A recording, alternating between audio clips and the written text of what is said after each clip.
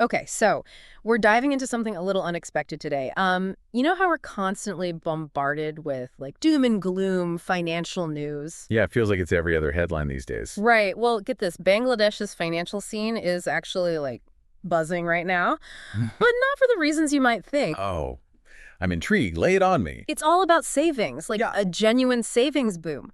But here's the twist. It's mainly women who are driving this trend. We're talking like targeted savings plans, innovative perks for saving, the whole shebang. That's fascinating. I mean, we often see financial products geared towards certain, demographics, but this seems to go way beyond that. It really It does. makes you wonder, like, what's fueling this laser focus on women Yeah. in Bangladesh's financial world? Yeah, and that's exactly what we're digging into today. Our deep dive today uses two recent articles from the Daily Star, both from July 31st of this year, Empowering Her Wallet and Navigating Personal Finance. And we're also using a great piece from the Corporate Finance Institute on, well, personal finance. So, ready to unpack all this. Absolutely. Let's get into it. One of the first things that jumped out at me was how personal finance, like the whole concept of it, is still relatively new in Bangladesh, especially for women. Yeah, I mean, it's true, and it's definitely a critical point. This isn't just about some passing trend. It's addressing this, like, systemic lack of financial inclusion. Mm. And when you think about the historical context there, it really makes this surge in women-focused savings all the more significant. And it's not even just about like catching up, it's about empowerment too. Professor Nihal Ahmed from the Dhaka School of Bank Management puts it perfectly in Empowering Her Wallet. He says, and this is a quote, personal finance and savings are particularly important for women in Bangladesh because having control over money is absolutely pivotal when it comes to women's empowerment. He's absolutely right. I mean, financial autonomy is essential for, well, anyone, really. But in Bangladesh, especially for women, it's like a game changer. Think about it. If you're financially dependent on someone else, your choices, your opportunities, they become so much more limited. Exactly. And the articles we're looking at today, they highlight how this plays out in Bangladesh. Women there often face limited job market access, but statistically speaking, they live longer and because of that have more healthcare costs to think about over their lifetime. So having that financial cushion, starting early with saving, it's absolutely vital. It's about long-term security in the face of, like, existing disadvantages. Which leads us perfectly to these savings schemes, right? I mean, it's not just your average run-of-the-mill savings account, is it? Not at all. No. Empowering Her Wallet dives into some really interesting examples. For instance, Eastern Bank has their Women Confidence Plan, and get this, you can start with just 500 Bangladeshi taka. Wow, talk about making it accessible. That's definitely a deliberate strategy to appeal to, like, the widest range of women possible. Right. And they don't stop there. They throw in free lifestyle and e-commerce vouchers, too. It's like they're saying, we see you, we value you, and here's a little something extra just for you. Smart move. It taps into those everyday needs and aspirations. Right. But it's not just Eastern Bank doing this right. Yeah. Tell me more of these tailor-made savings schemes. Oh, there's more for sure.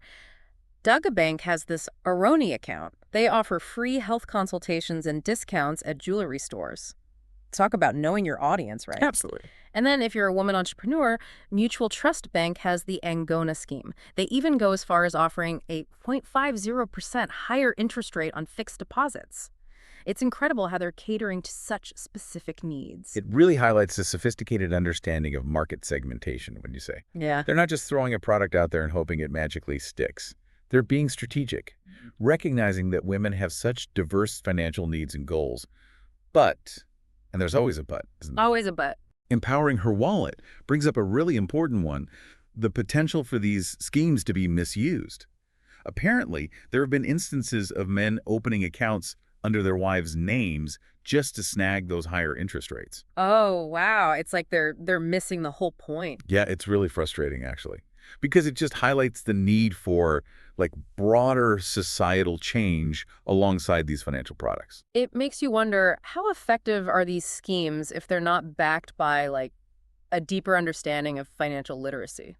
That's the million-dollar question, isn't it? And it's something that Navigating Personal Finance really dives into. They actually quote Lankabangla's head of retail, who shares this very telling experience. He says, quote, Upon maturity, many women request their money to be transferred to their husband's accounts. Wow. See, that's disheartening. So how do they address that? I mean, that sounds like a huge challenge. It is, and this is where financial education becomes paramount. He goes on to say, quote, sometimes we really struggle with this issue since Bangladesh Bank's policy doesn't allow us to do so. And then follows it up with, how effective are the women's schemes if females are not aware of personal finance? It's like giving someone a toolbox without teaching them how to use it. The perfect analogy. Access without knowledge, it's meaningless.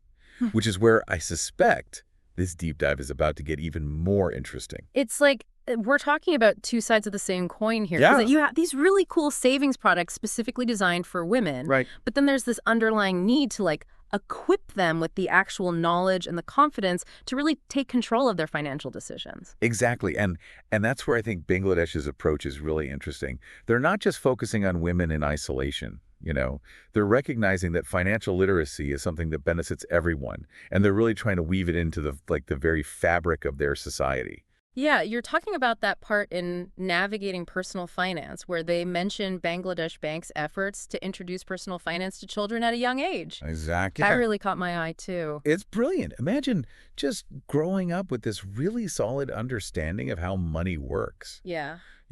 How to budget, how to save. It's like giving the next generation a superpower. Totally. And they're not just relying on traditional classrooms to do it either. The article quotes Al-Mamoun Ansar, who's head of liability business at EBL. He's a big proponent of hands-on experience, especially for kids.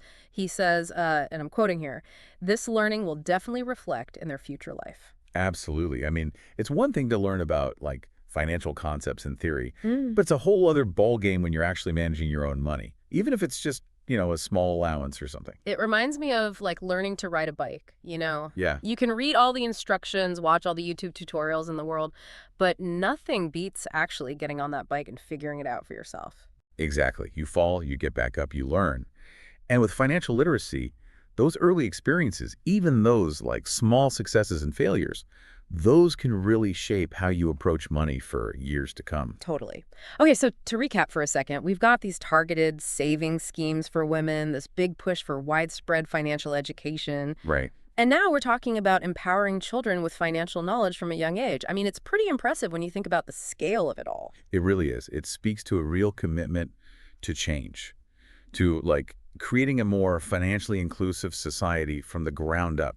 And you knew this was coming, right? Yeah. They're always challenged. Always challenged. And navigating personal finance doesn't shy away from those. One that really stood out to me was this issue of accessibility, especially for those who are the most marginalized. Absolutely. You can have the best, most well-intentioned financial products and services in the world, but they're meaningless if they don't actually reach the people who need them most. And that's where the article highlights the really, really important role of alternative financial services, like mobile banking, for example. They specifically mention Bcash, which has gained incredible traction in Bangladesh. MFS, yeah. They've been revolutionary, particularly in developing nations. Think about it. You don't need a physical bank branch. You don't need stacks of paperwork. All you need is a mobile phone, which is increasingly common even in low-income communities. Yeah. And it's not even just about basic transactions either. Shamsuddin Haider Dalim, who's head of corporate communications and PR at Bcash, puts it best. He says, quote, since its inception, financial inclusion has remained a core vision of Bcash as it connected millions of unbanked and underbanked people with the formal economy. It's a powerful statement.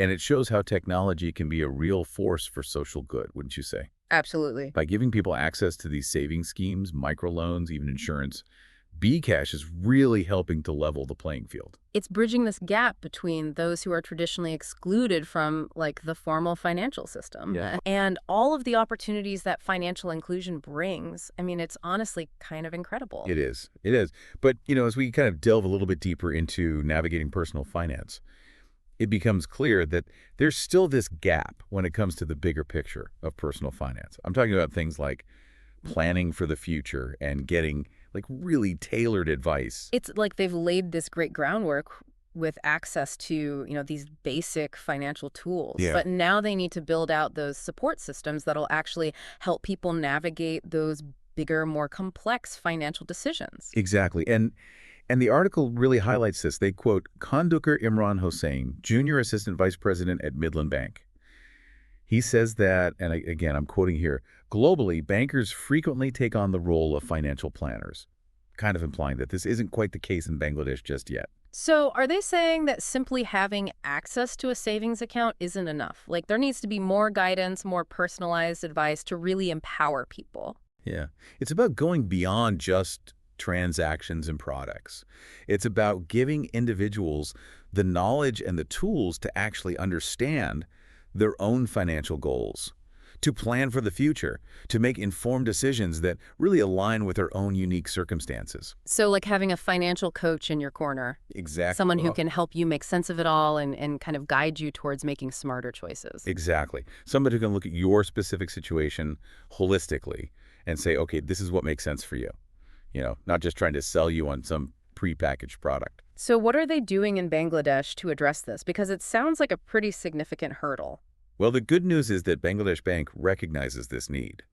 And according to Navigating Personal Finance, they're, quote, working on various initiatives to popularize personal finance. So they're working on it, which is good, I guess, but it also feels kind of open-ended. Like, what do those initiatives actually look like, And how do you get people to, like, actually engage with them? Yet, it's one thing to create programs and products, but it's a whole other thing to get people excited about them, especially when it comes to something as, like, personal and often intimidating as personal finance. It's like they've got the products, the education initiatives are growing, but the human element, that personal touch in financial planning, it sounds like that's still in development. It makes you wonder, how do you bridge that gap? It's a tough one because you're right. It a universal challenge, even for those of us who consider ourselves to be fairly financially literate. It's still easy to fall into those traps of, not planning ahead or making impulsive decisions. And it's true. We've all been there. Right. So it's not just about having the information. It's about having the discipline, the emotional intelligence around money to really make it work for you. It's like having that gym membership and all the latest workout gear, but never actually dragging yourself to the gym. You know what I mean? A perfect analogy. You've got the resources, but you lack the follow-through. Exactly. It's so easy to get overwhelmed or just fall back into old habits. Right, and I think that's actually where the stories from Bangladesh, even though it might seem like a world away for a lot of listeners, can offer a really interesting perspective. How so?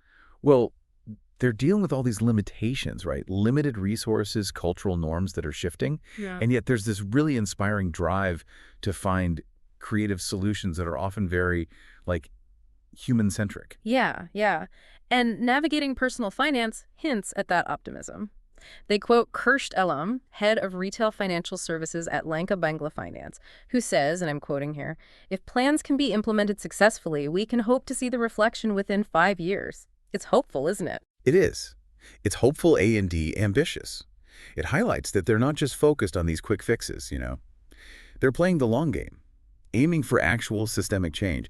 And when you really start and think about it, when you consider that financial literacy can impact a country's overall economic stability, reduce poverty, even improve things like gender equality, well, you start to understand why they're so invested in getting this right. Absolutely. It makes those doom and gloom headlines we were talking about earlier feel a little less, doom and gloom. Right. Because it is possible to create positive change, even in the face of big challenges. Exactly. It's a good reminder for all of us. It really is. So as we wrap up this deep dive into the world of, savings in Bangladesh, I guess, what's the one key takeaway you hope our listeners walk away with? I'd say this: the pursuit of financial empowerment. It's a journey, not a destination. There's no finish line. And often, it's the most unexpected places that can teach us the most valuable lessons. It's like we always say here on the deep dive, sometimes you've got to go deep to discover what really matters.